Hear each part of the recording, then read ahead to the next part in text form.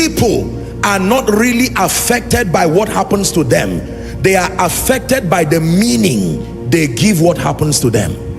It is not what happens to people that affects them. It is the definition and the meaning they give what happens to them that causes the pain and the despair. Let me say it again, and then I will dictate it for you to write. People are not really affected by what happens to them. They are affected by the meaning and the definitions and also the interpretations that they tie to what happens to them. Please look up. Don't worry, you will write. What is the difference between falling in church and falling in a restaurant?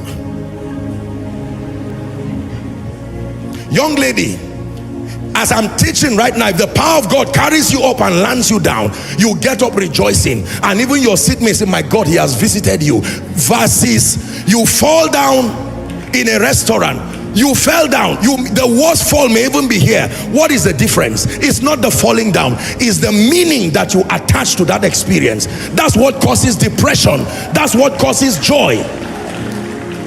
It is never what happens to you that has that power to destroy you. You have associated happenings around your life and you have connected them to certain meanings.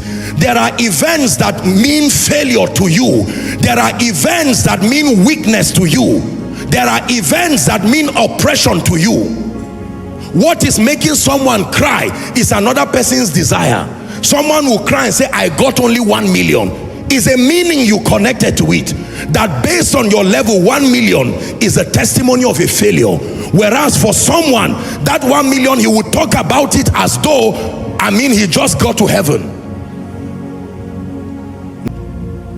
This is the reason why comfort and counseling is powerful. What happens when you are comforted? What happens when you are being counseled? Your perceptions are being changed. That's all.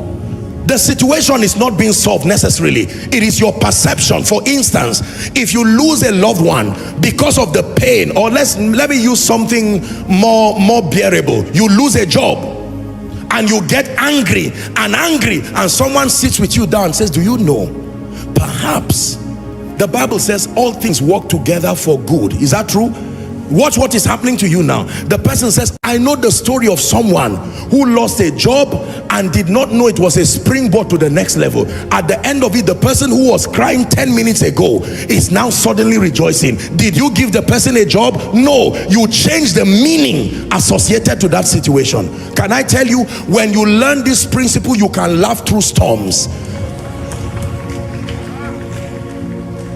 What happens when you make a video and you have only 2 likes or 2 follows? Why do you cry? Abba, all of this, can you imagine? I suffered to preach this message and only 2 people. Are you sure it was only 2 people? What if the first click was a congregation listening to you? But you have, there is a meaning.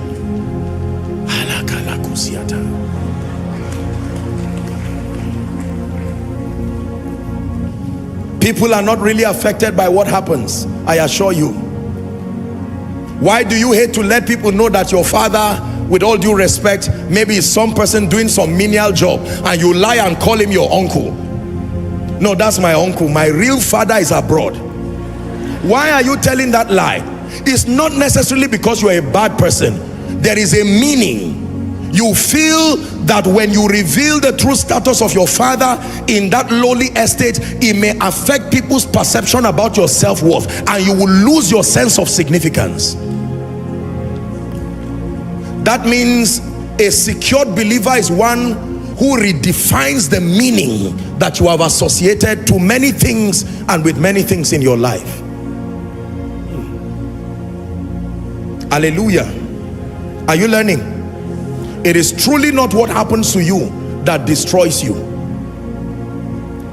You just called me Joshua Selman, not Apostle Josh. Do you know who I am? What is the meaning of that? Perhaps, maybe from that culture, they feel it's okay to just say Joshua Selman, and you are saying me. You will soon know now that God called me. All that complaint is simply because Apostle was missing? No, it is a meaning you have connected to it. There are people who are so insecure that even if it's a little child that taps your leg and says uncle, they will slap him because they are used to respect. How dare you tap my feet, this little boy? And they slap the boy and say, you don't know who I am. Why will a man pound on his wife, slapping her and saying, do you know I'm older than you? It should be obvious. Why would the woman revenge back and say, you will stay without food this night? And all that drama is happening. Do you know at the end of it is simply that there is an oscillation. They are stinging their ego, and simply because of the meaning.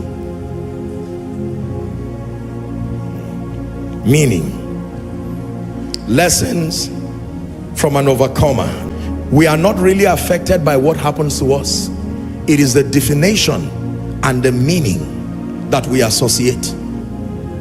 So because of this meaning and definitions, another word for it is called ego. Ego is an industry. There are businesses that are literally built out of this deficiency in men. Are we together? Yes. If you watch me and I come down from a car and it's a nice Jeep or some Lincoln Navigator or something, like, that's right. But if I come out from maybe a Golf or somewhere, you now say, no, now this should not be. There are people who stand behind aircrafts they have never entered and may never enter soon, and snap in front of it and just say, to God be the glory, I just arrived. Why? Now, I'm not trying to be sarcastic. I'm not trying to be sarcastic, all right? But why do we go through this pressure?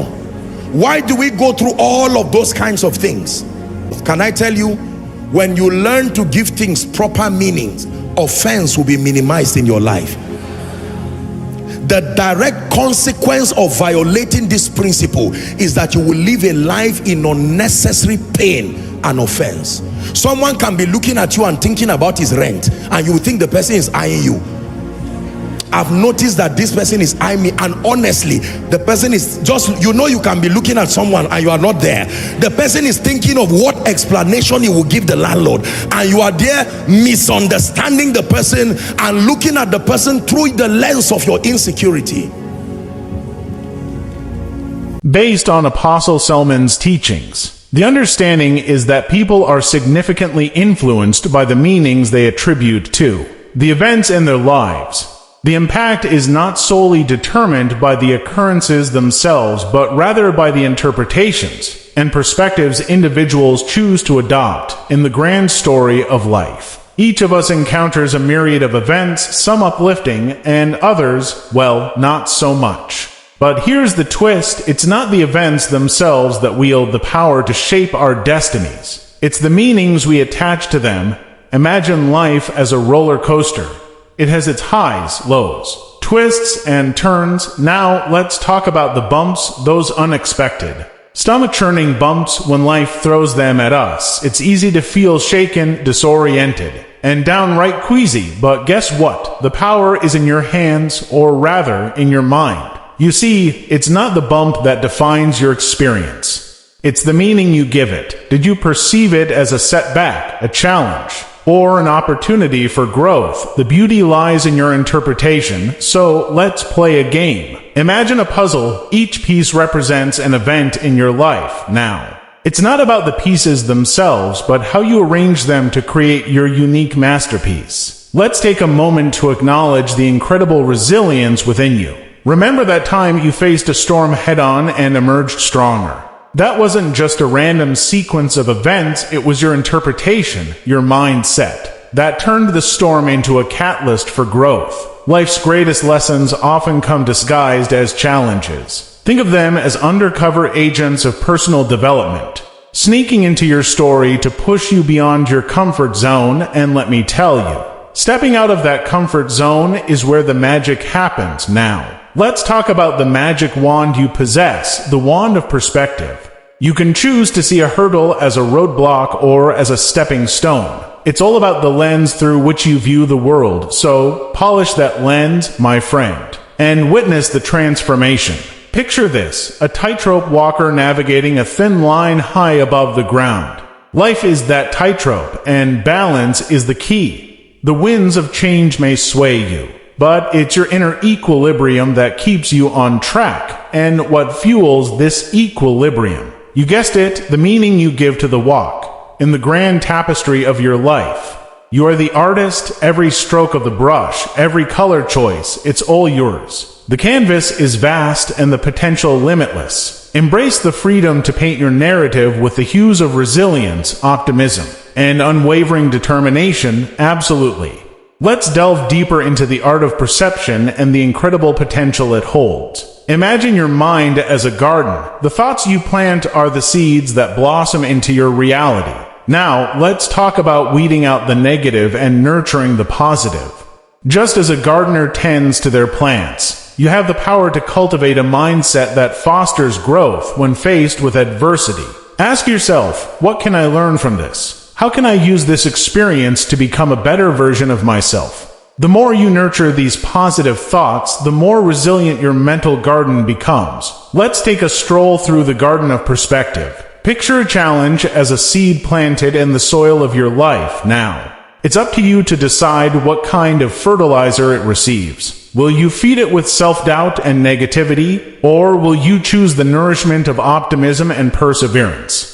The growth that follows is a direct result of the choices you make in tending to your mental garden. Now, let's talk about the dance between control and acceptance. Life often throws curveballs, and the art lies in knowing when to sway with the rhythm and when to take the lead. You may not control the music, but you certainly control the way you dance. Embrace the uncertainties, and with each step, find the beauty in the unpredictability of the dance. In the grand symphony of life, each note contributes to the melody of your journey. Consider the low notes as moments of introspection and the high notes as celebrations of achievement. It's not about having a perfect score, but about creating a harmonious blend of experiences that resonate with the very essence of who you are.